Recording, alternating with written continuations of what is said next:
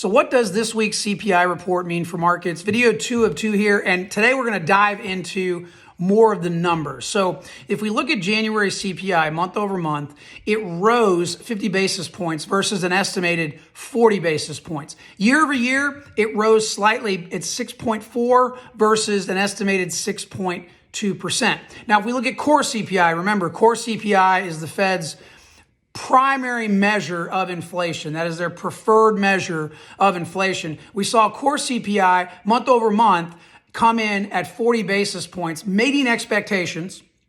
Year over year, we saw it rise slightly, 5.6% versus an estimated 5.5%. So what does this all mean?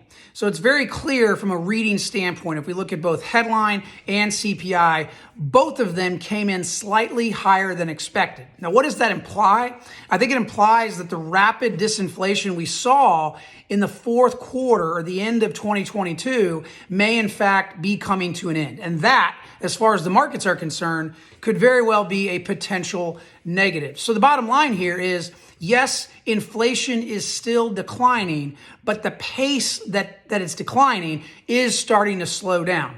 And I think if we look at growth and inflation and how they're related, if as long as growth can hold and not fall dramatically, and inflation doesn't start to bounce back, then I don't think we have a material negative as far as markets are concerned on our hands. However, if the flip side happens, then of course we absolutely have a potential for tremendous volatility with markets.